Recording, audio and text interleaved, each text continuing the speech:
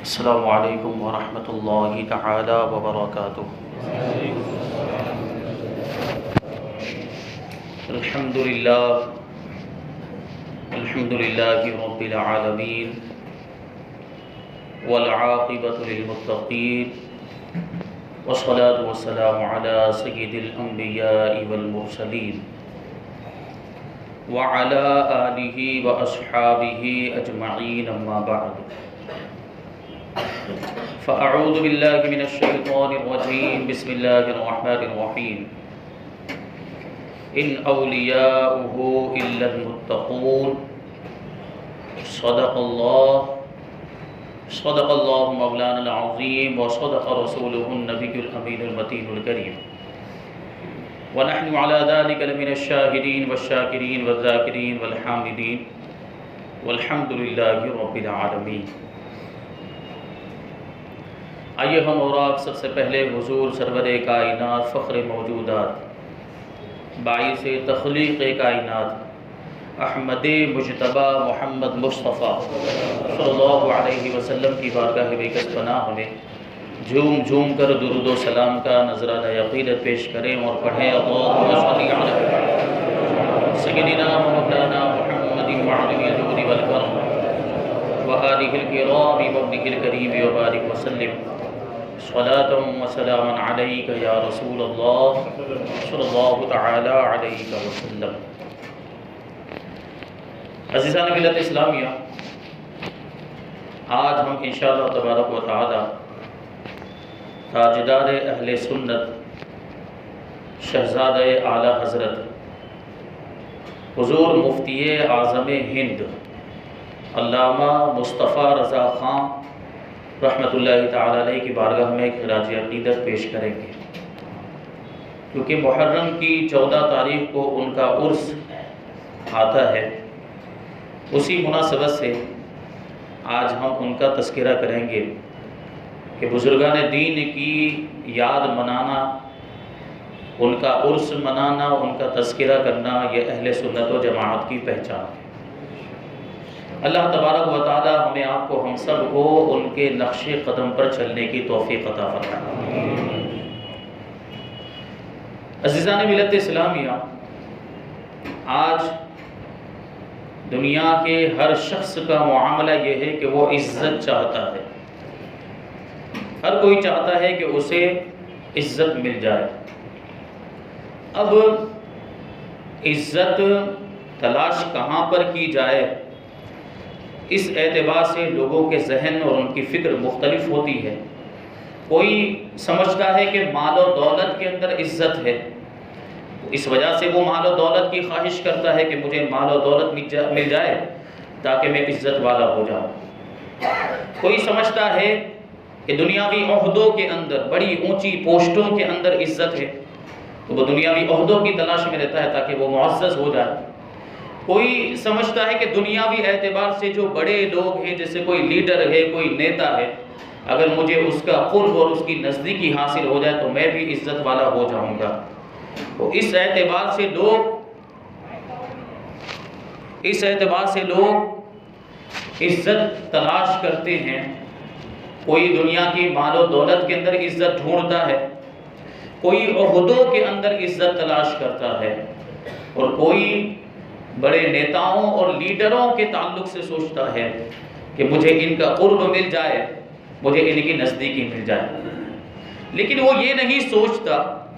کہ مال و دولت کے ذریعے جو عزت ملتی ہے وہ حقیقت میں انسان کی عزت نہیں ہوتی، وہ تو اس مال و دولت کی عزت ہوتی ہے۔ اور عہدوں کی بنیاد پر، اونچی پوسٹ کی بنیاد پر جو عزت ملتی ہے وہ حقیقت میں اس عہدے والے کی عزت نہیں ہوتی، بلکہ اس عہدے کی عزت ہوتی ہے۔ اسی طرح لیڈر یا نیتا کے قریب ہو جانے کی وجہ سے جو عزت ملتی ہے دنیاوی اعتبار سے، وہ حقیقت میں وہ قرب والے اور نزدیکی والے کی عزت نہیں ہوتی، بلکہ وہ تو اس لیڈر کی وجہ سے اس کی عزت کی جاتی ہے، اس نیتا کی وجہ سے عزت کی جاتی ہے۔ عزیزان ملت اسلامیہ، حقیقت میں عزت وہ ہے جو اللہ کی بارگاہ میں معزز بناتی ہے، اور وہ عزت تقویٰ کے ذریعے سے ملتی ہے۔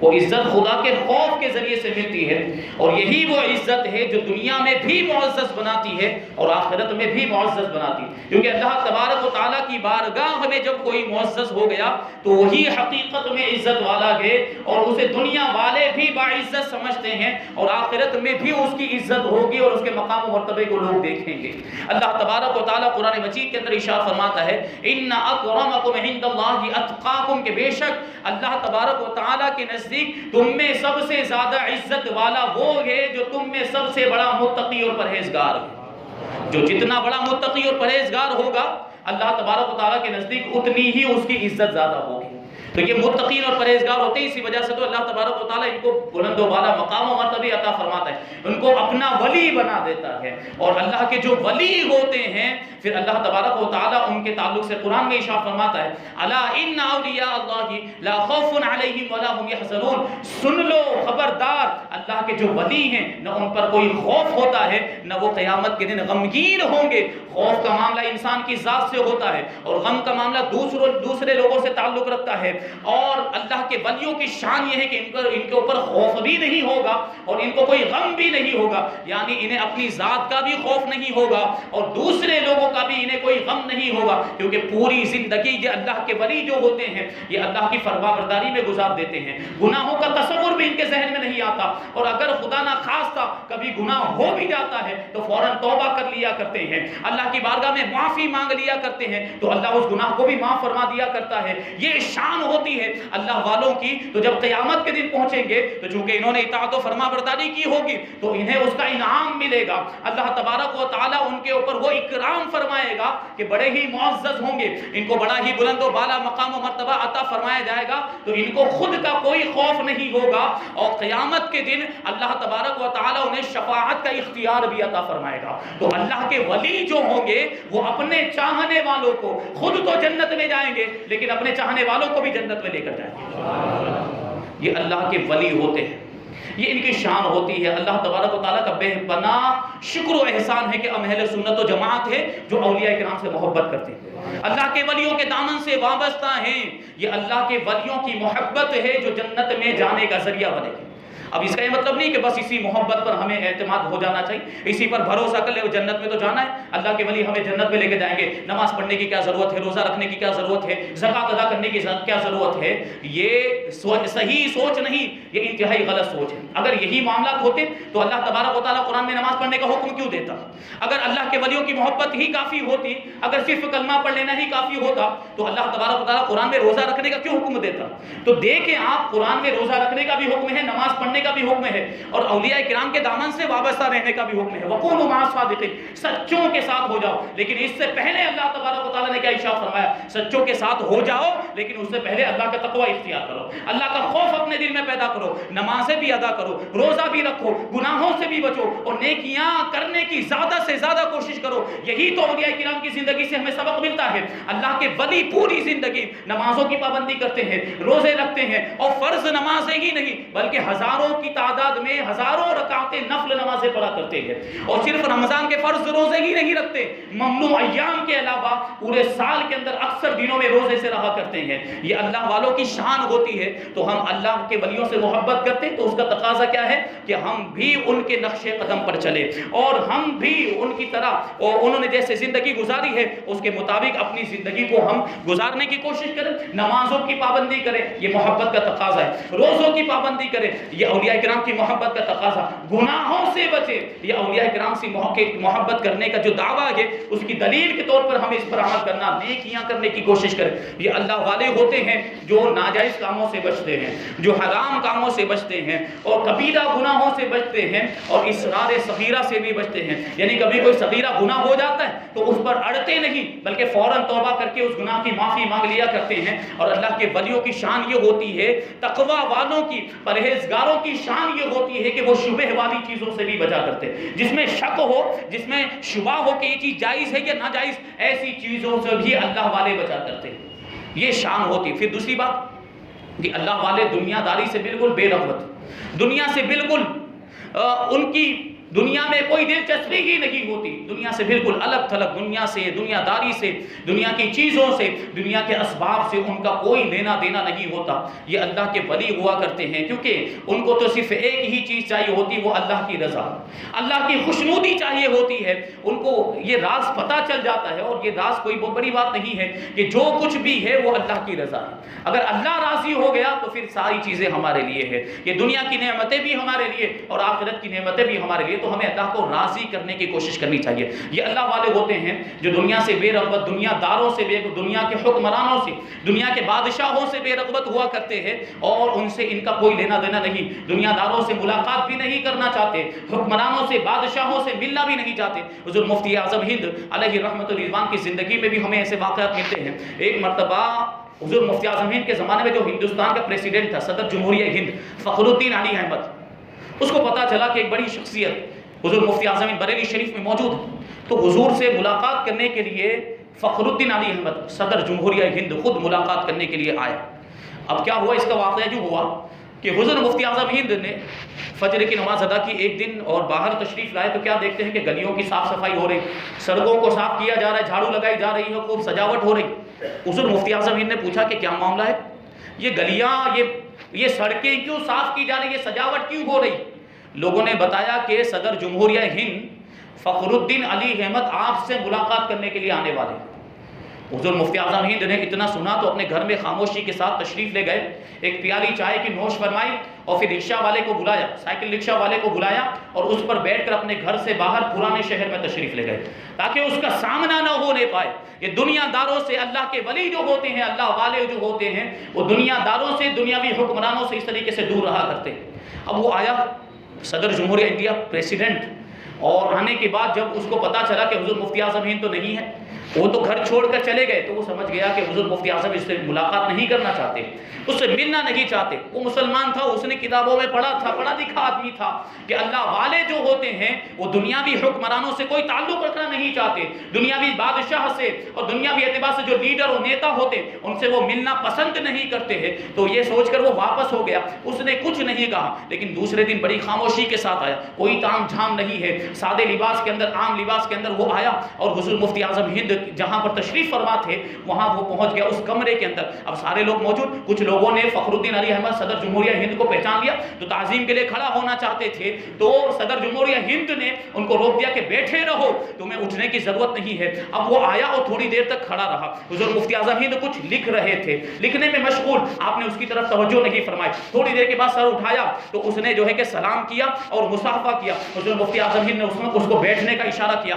تو عام نشست گاہ پر جہاں پر عام لوگ بیٹھا کرتے تھے ویسے ہی وہ فخر الدین علی احمد بیٹھ گیا۔ پھر حضور مفتی اعظم ہند اپنے لکھنے میں مشغول ہو گئے، کچھ تعویذات لکھ رہے تھے یا کچھ ضروری چیزیں لکھ رہے تھے، اور وہ صدر جمہوریہ ہند وقت کا پریسیڈنٹ وہ بیٹھا ہوا ہے، اور ادھر دیکھیں اللہ کا ایک ولی جو دلوں پر راج کرتا ہے۔ یہ دیکھیں ظاہری نمایاں فرق ہے۔ آپ نے دیکھا کہ دنیا دار جو ہوتے ہیں، جو دنیا میں اعتبار سے حکومت کرتے ہیں، ان کی کوئی حیثیت نہیں ہوتی اللہ والوں کی نظروں میں۔ اللہ والے وہ ہوتے ہیں جو دلوں پر حکومت کرتے ہیں۔ اب حضور مفتی اعظم نے اس پر کوئی توجہ نہیں، تھوڑی دیر کے بعد بیٹھنے کے بعد اس نے واپس جانے کی اجازت طلب کی اور مصافحہ کرنے کے لیے ہاتھ بڑھایا، تو حضور مفتی اعظم نے اس کے ہاتھ کو پکڑ لیا، اور ہاتھ کو پکڑتے ہوئے ارشاد فرماتے ہیں، اس نے یہ بات عرض کی، ہاتھ مصافحہ کرتے ہوئے فخر الدین علی احمد نے یہ کہا تھا کہ حضور کچھ نصیحت فرمائیں، کوئی سیکھنے کی بات ارشاد فرمائیں، تو حضور مفتی اعظم نے اس کے ہاتھ کو پکڑ کے ارشاد فرمایا تھا کہ یہ جو نسبندی کے نام پر ہزاروں بچوں کا قتل ہو رہا ہے، کل قیامت کے دن اللہ تبارک و تعالیٰ پوچھے گا تو تمہیں اس کا جواب دینا پڑے گا۔ کل قیامت کے دن اللہ تبارک و تعالیٰ تم سے اس کے بارے میں پوچھے گا، یہ نسبندی ہو رہی تھی، تم خاموش کیوں بیٹھے؟ تم صدر جمہوریہ تھے، تم پریسیڈنٹ تھے ہندوستان کے، اور اسلام پر اس طریقے سے حملہ ہو رہا تھا اور تم نے کچھ بھی نہیں کہا۔ نسبندی یہ چلا تھا اندرا گاندھی کے دور میں، اندرا گاندھی نے اس کا رواج عام کیا تھا، نسبندی بہت زیادہ عام ہو گئی، حضور مفتی اعظم ہند نے سب سے پہلے اس کے خلاف حرام ہونے کا فتویٰ دیا تھا۔ آج بھی یہ چیز بہت زیادہ عام ہو گئی، مسلمان کو سمجھتے ہی نہیں ہے کہ یہ چیز حرام ہے، ناجائز ہے، شریعت میں اس کی بالکل بھی اجازت نہیں ہے۔ نسبندی جس کو ہمارے یہاں پہ آپریشن کروانا کہتے ہیں، بچہ نہ پیدا ہو اس کے لیے عورت کا آپریشن کروا لیا جاتا ہے، کبھی مردوں کا بھی اس طرح کا کوئی آپریشن کیا جاتا ہے جس کی وجہ سے بچہ نہ پیدا ہونے پائے۔ عزیزان ملت اسلامی، اگر اولاد نہیں چاہتے تو اس کی دوسری بہت ساری تدبیریں ہیں، اس کے بہت سارے دوسرے ذریعے ہیں، ان ذرائع کو اختیار کیا جاتا ہے۔ اگر اولاد نہیں چاہتے، اگر اولاد کی خواہش نہیں ہے، لیکن نسبندی کرانا یہ جائز نہیں ہے۔ اسلام میں نسبندی کو حرام فرمایا گیا۔ حضور مفتی اعظم ہند نے یہ فتویٰ دیا تھا تو فخر الدین علی احمد کو للکارتے ہوئے حضور مفتی اعظم ہند نے ارشاد فرمایا کہ قیامت کے دن تمہیں اس کا جواب دینا ہوگا۔ اب معاملہ یہ تھا کہ جب حضور مفتی اعظم ہند نے اس کو یہ نصیحت فرمائی تو وہ زاروں قطع رونے لگا، اس کی آنکھوں سے آنسو جاری اور آنسو بہاتے ہوئے وہ وہاں سے واپس ہوا ہے۔ یہ اللہ والوں کی بارگاہ ہوتی ہے کہ جہاں فکر آخرت دی جاتی ہے، جہاں خدا کا خوف پیدا کیا جاتا ہے۔ یہ شان ہے حضور مفتی اعظم ہند کی کہ حکمرانوں سے بھی آپ جو ہے کوئی بہت نیاز مندی کے ساتھ نہیں ملا کرتے تھے، ان کی کچھ خوشامد نہیں کیا کرتے تھے۔ یہ شان حضور مفتی اعظم کی۔ اسی طرح ایک مرتبہ اندرا گاندھی بھی آئی تھی، کیونکہ اندرا گاندھی نے ہی یہ نسبندی کا قانون نافذ کیا تھا۔ اب حضور مفتی اعظم ہند نے جب فتویٰ دیا تو چونکہ حضور مفتی اعظم ہند اس وقت اہل سنت و جماعت کے قافلہ سالار تھے، اس وقت اہل سنت و جماعت میں سب سے بڑی کوئی شخصیت تھی تو وہ حضور مفتی اعظم ہند کی شخصیت تھی۔ اور اس وقت حضور مفتی اعظم ہند نے بریلی شریف سے فتویٰ دیا تھا، اور بریلی شریف کا فتویٰ پورے ہندوستان میں مانا جاتا تھا، بلکہ پورے ہندوستان ہی نہیں، ہندوستان کے اطراف کے علاقوں میں اور جہاں جہاں بریلی شریف کو لوگ اپنا مرکز سمجھتے وہاں اس فتوے پر عمل کیا جاتا۔ حضور مفتی اعظم ہند نے نسبندی کے خلاف جب فتویٰ دیا تو اندرا گاندھی جو ہے وہ سٹ پٹا گئی اور اس نے سوچا کہ حضور مفتی اعظم ہند سے جا کر ملاقات کرنی چاہیے اور اس معاملے میں گفتگو ہونی چاہیے۔ اب وہ پیغام بھیجتی ہے کہ میں حضور مفتی اعظم ہند سے ملاقات کرنا چاہتی ہوں، تو حضور مفتی اعظم ہند نے منع کر دیا، ہم نہیں ملتے۔ تو کہنے لگی کہ کیوں؟ تو حضور مفتی اعظم ہند نے ارشاد فرمایا کہ ہم غیر محرموں سے ملاقات نہیں کرتے، ہم اجنبی عورتوں سے ملاقات نہیں کرتے۔ لوگوں نے کہا کہ پردے میں لایا جائے گا، برقع پہنا کے لایا جائے گا۔ حضور مفتی اعظم ہند کا تقویٰ دیکھیں، ارشاد فرماتے اگرچہ پردے میں لایا جائے گا، اگرچہ برقع پہنا کے لایا جائے گا، لیکن عورت کی آواز بھی تو عورت ہوتی ہے، بلا ضرورت عورت کی آواز بھی سننا جائز نہیں ہے۔ آپ نے انکار کر دیا اور بہرحال ملاقات نہیں ہوئی اندرا گاندھی سے۔ یہ شان ہے، یہ تقویٰ ہے حضور مفتی اعظم ہند کا۔ حضور تاج الشریعہ اس کے تعلق سے ارشاد فرماتے ہیں کہ متقی بن کر دکھائے اس زمانے میں کوئی، متقی بن کر دکھائے اس زمانے میں کوئی، ایک میرے مفتی اعظم کا تقویٰ چھوڑ کر۔ یہ تقویٰ اور یہ پرہیزگاری، کیسا تقویٰ! ایک مرتبہ حضور مفتی اعظم ہند ٹرین میں سفر کر رہے تھے اور تعویذات کے بڑے معاملات رہتے تھے۔ کسی کو پتہ چل جاتا کہ حضور مفتی اعظم ہند نے تو تعویذ لینے کے لیے لوگ پہنچ جایا کرتے تھے، تو ٹرین میں بھی کسی کو پتہ چلا تو وہ تعویذ لینے کے لیے آ گیا، وہ دوسرے کوچ میں تھا۔ اب حضور مفتی اعظم ہند کی بارگاہ میں آتا ہے کہ یہ تکلیف ہے، اس کے لیے تعویذ دے دیجئے۔ حضور مفتی اعظم ہند نے کاغذ تلاش کیا تو کاغذ نہیں تھا، ارشاد فرمایا کاغذ نہیں ہے۔ تو وہ شخص گیا اور کہیں سے کاغذ لے کر آیا اور حضور مفتی اعظم ہند کی بارگاہ میں کاغذ پیش کیا۔ حضور مفتی اعظم ہند نے تعویذ لی، ایک لکھا، دو لکھا، جتنے بھی تعویذ اس کو چاہیے تھے وہ تعویذ اندر سے اس کاغذ میں سے پھاڑ پھاڑ کر اس کو عطا فرمائے۔ اب تھوڑا سا کاغذ حضور مفتی اعظم ہند کے ہاتھ میں بچ گیا تھا۔ وہ شخص تو تعویذ لینے کے بعد چلا گیا، جتنے بھی تعویذ اس کو چاہیے تھے حضور مفتی اعظم ہند نے اس کو عطا فرمائے، وہ لے کر چلا گیا اپنے کوچ کے اندر۔ اب وہاں قریب میں حضور مفتی اعظم ہند کا کوئی چاہنے والا دوسرا بیٹھا ہوا تھا۔ جب اس نے دیکھا کہ تعویذات کا سلسلہ شروع ہوا، لاؤ میں بھی تعویذ لے دیتا ہوں، تو حضور مفتی اعظم ہند کی بارگاہ میں عرض کرتا ہے حضور مجھے بھی تعویذ عطا فرمائے، مجھے بھی یہ تکلیف ہے۔ تو حضور مفتی اعظم ہند ارشاد فرماتے کہ کاغذ کہاں ہے؟ جبکہ وہ کاغذ کا ٹکڑا حضور مفتی اعظم ہند کے ہاتھ میں موجود تھا۔ وہ شخص کہتا بھی ہے حضرت یہ کاغذ موجود تو ہے، اسی میں لکھ دیجئے۔ حضور مفتی اعظم ہند نے ارشاد فرمایا کہ یہ کاغذ موجود تو موجود ہے لیکن یہ میرا نہیں ہے، یہ تو اس شخص کا ہے، اس نے مجھے اجازت تھوڑی دی ہے اس میں دوسرے کے لیے تعویذ لکھنے کی۔ یہ تقویٰ ہے، یہ پرہیزگاری۔ اس طریقے سے اللہ والے جو ہوتے ہیں کہ چھوٹی چھوٹی، جو ہمارا معاملہ کیا ہے کہ کسی بھی چیز کو بغیر اجازت کے استعمال کر لیتے ہیں۔ کبھی بھی کسی کی چیز کو لے لیا اور استعمال کرنا شروع کر دیا، اس کی اجازت، اس کو ناگوار گزرے گا، اس کو اچھا نہیں لگے گا، اس کو ناپسند ہوگا، کوئی بھی لحاظ نہیں ہوتا ہے۔ لیکن یہ اللہ والے ہوتے ہیں، معمولی کاغذ کہ اگر وہ کاغذ کا ٹکڑا ابھی کسی کو دے دیا جائے اور جو مالک ہے اور اس کو پتہ بھی نہ ہو تو کوئی ناگواری کا معاملہ نہیں ہوتا ہے۔ لیکن اس کے باوجود حضور مفتی اعظم ہند کے تقوی کا یہ تقاضا تھا کہ بغیر اجازت کے اس چھوٹے سے کاغذ کے ٹکڑے کو بھی استعمال کرنا گوارا نہیں کیا۔ یہ شان حضور مفتی اعظم ہند کی۔ ایک مرتبہ آپ حیدرآباد تشریف لے گئے، حضور غوث پاک رضی اللہ تعالیٰ عنہ کی اولاد میں ایک سید صاحب تھے جو آپ کے خلیفہ بھی تھے، ان کی خانقاہ پر آپ کی دعوت تھی، وہاں تشریف لے گئے، جا کر بیٹھے، تشریف فرما ہوئے، ابھی بیٹھے ہی تھے کہ ایک ٹغرا وہاں پہ لگا ہوا تھا اور اس ٹغرے کو دیکھنے کے بعد حضور مفتی اعظم ہند جلال میں آ گئے۔ اور ارشاد فرمایا کہ اس سغرے کو نکالو اور پھینکو.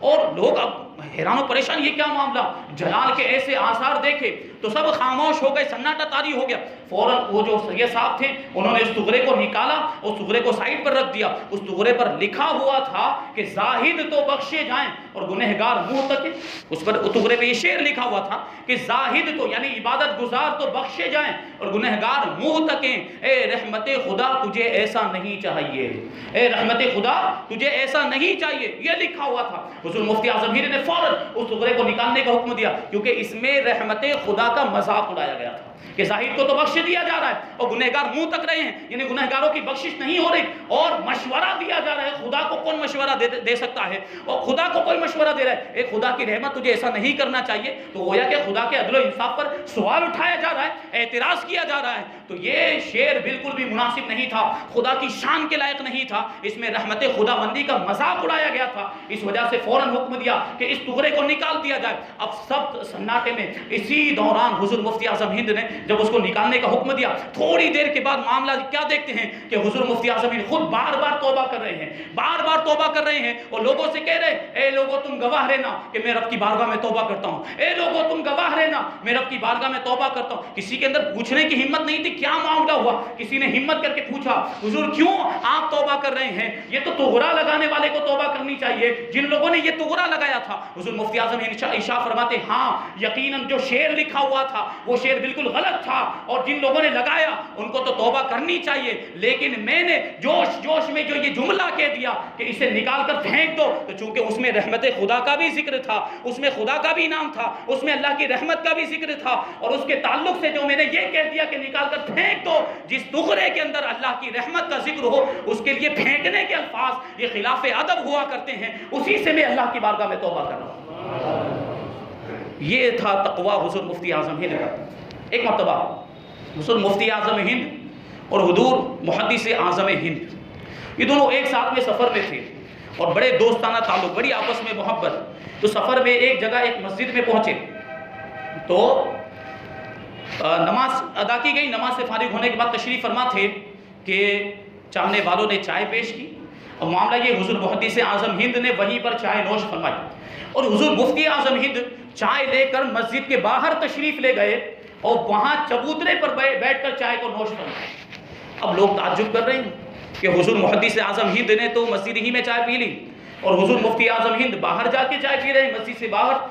لوگوں نے سوال پوچھا حضور محدث اعظم ہند سے، تو آپ نے ارشاد فرمایا کہ میں نے مسجد میں داخل ہوتے وقت اعتکاف کی نیت کر لی تھی، اور جو اعتکاف کی نیت کر لیتا ہے پھر اس کے لیے مسجد میں کھانا پینا جائز ہو جاتا ہے، اور اعتکاف کی نیت نہ ہو تو مسجد میں کھانا پینا جائز نہیں ہوتا. حضور محدث اعظم ہند ارشاد فرماتے میں نے اعتکاف کی نیت کر لی تھی، اس لیے میں نے مسجد میں چائے پی لی، اور میرا گمان یہ ہے کہ حضور مفتی اعظم ہند نے بھی اعتکاف کی نیت کی تھی، لیکن یہ ان کا تقویٰ ہے کہ وہ مسجد کے باہر جا کے چائے پی رہے ہیں.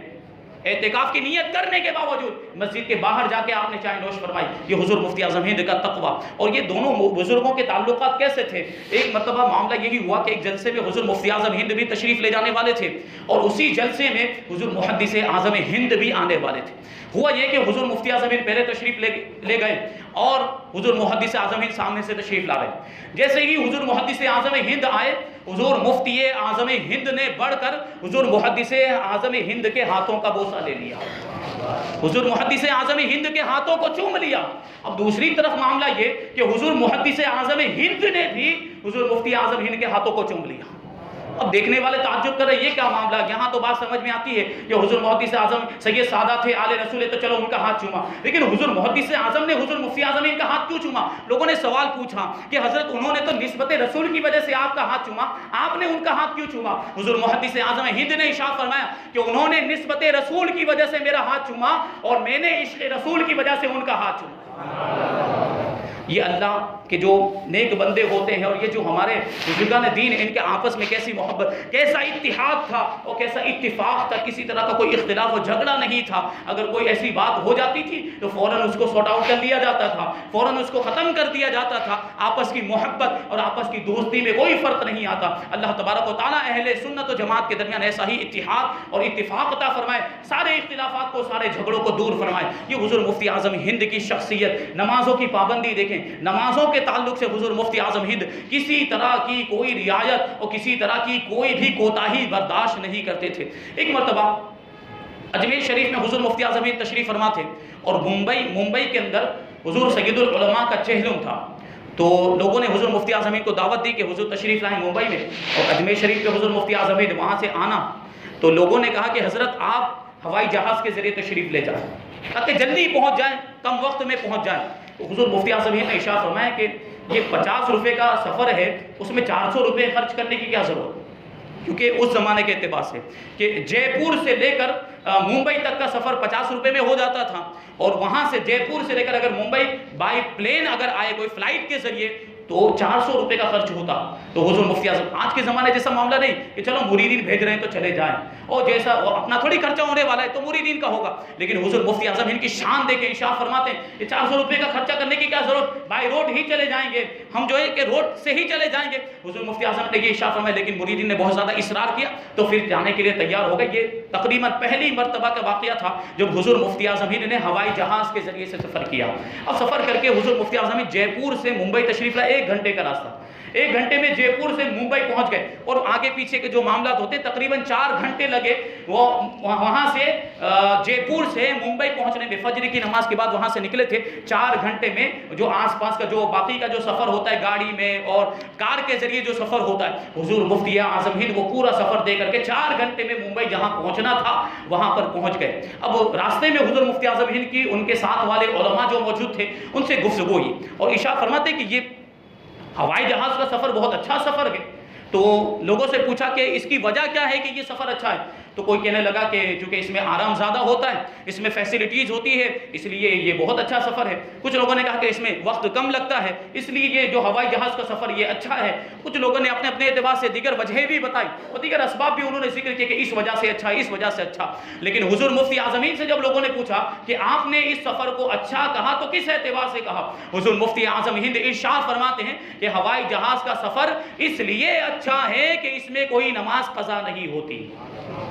ہوائی جہاز کا سفر اس لیے اچھا ہے کہ اس میں کوئی نماز قضا نہیں ہوتی۔ ہم فجر کی نماز ادا کرنے کے بعد جے پور سے نکلے ہیں اور ابھی ہم یہاں 4 گھنٹے میں پہنچ گئے، اور ابھی بھی ظہر کی نماز کے وقت میں 1 گھنٹہ باقی ہے، اور اس دوران ہماری کوئی بھی نماز قضا نہیں ہوئی، اس وجہ سے یہ سفر اچھا ہے۔ یہ نماز سے محبت، نماز سے ایسا تعلق، اور کیسا نماز کی کیسی تڑپ اور نماز کا کیسا شوق اور نماز سے کیسی محبت تھی۔ ایک مرتبہ بلرام پور سے الہ آباد جا رہے تھے،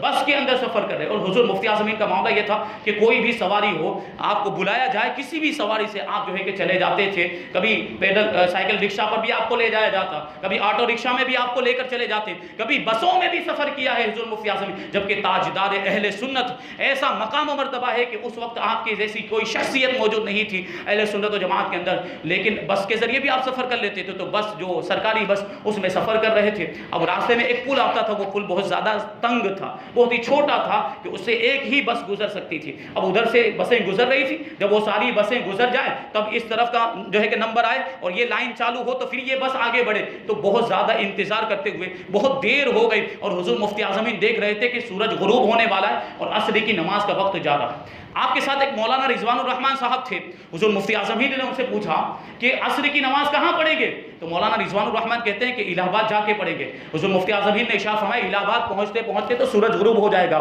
عصر کی نماز چلی جائے گی، عصر کی نماز ہماری قضا ہو جائے گی۔ اتنا کہنے کے بعد حضور مفتی اعظم نے اپنی جان نماز کو لیا اور لوٹا لے کر بس سے نیچے اتر گئے، اور بس کے چلے جانے کا، بس کے چھوٹ جانے کا کوئی جو ہے کہ آپ کو اندیشہ نہیں تھا، اور وہ جو ہے کہ لوٹا لے کر نیچے اتر گئے اور پل کے کنارے پر جو ڈھلان والی جگہ ہوتی ہے وہاں سے اترنا شروع کر دیا، کیونکہ وہاں پر ایک بہت بڑا گڈھا تھا، اسی میں بارش کا پانی جمع ہوا تھا۔ حضور مفتی اعظم وہاں جا کر وضو کرنے کا ارادہ رکھتے تھے، اب اترنے لگے وہ ڈھلان والے راستے سے، بزرگی کا معاملہ، عمر رسیدہ، عمر زیادہ ہو چکی، لوگ جو وہاں پر دیکھ رہے وہ کہہ رہے ہیں کہ بزرگوں کو روکو کہیں گر جائیں گے۔ ایک پولیس والا بھی تھا، وہ بھی کہہ رہا تھا کہ ان کو پکڑو، کہ یہ ڈھلان والے راستے سے اتر رہے ہیں، کہیں گر گئے کوئی چوٹ لگ جائے گی، کوئی تکلیف ہو جائے گی۔ لیکن حضور مفتی اعظم کی زبان پر ایک ہی جملہ تھا، میری عصر کی نماز، میری عصر کی نماز، اے پروردگار کہیں میری عصر کی نماز چھوٹ نہ جائے۔ یہ کہتے ہوئے دیکھیں نماز کی فکر کیسی، آپ وہاں سے نیچے اتر گئے۔ مولانا رضوان الرحمن کہتے کہ میں دوڑ کر وہاں پر پہنچا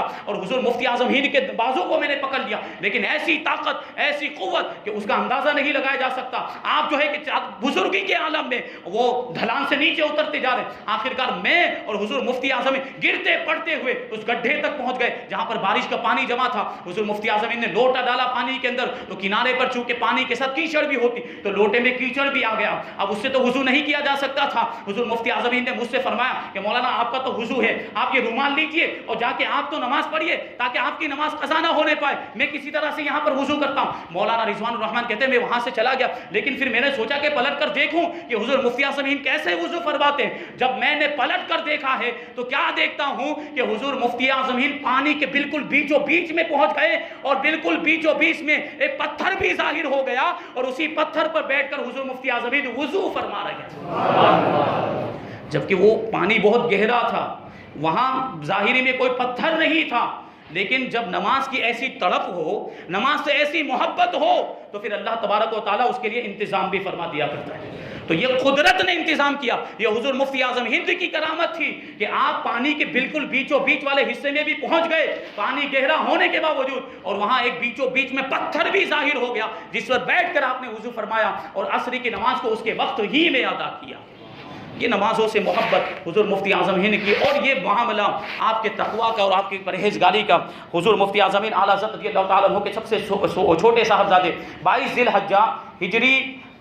1390 میں حضور مفتی اعظم ہند کی 1310 میں حضور مفتی اعظم ہند کی ولادت ہوئی، اور 7 جولائی 1893 میں حضور مفتی اعظم جمعہ کے دن صبح شادی کے وقت پیدا ہوئے بریلی شریف کے اندر، اور آپ کی جو وفات ہوئی ہے وہ 14 محرم الحرام ہجری 1402 میں ہوئی، اور پچھلے سال حضور مفتی اعظم ہند کے وصال کو 40 سال ہو گئے، اور اس سال حضور مفتی اعظم ہند کے وصال کو 41 سال ہوئے۔ اللہ تبارک و تعالی ہم سب کو حضور مفتی اعظم ہند کے نقش قدم پر چلنے کی توفیق عطا فرمائے، بزرگان دین سے وابستہ رہنے، ان سے محبت کرنے کی توفیق عطا فرمائے، اور ان کی زندگیوں سے ہمیں سبق اور عبرت حاصل کرنے کی توفیق عطا فرمائے۔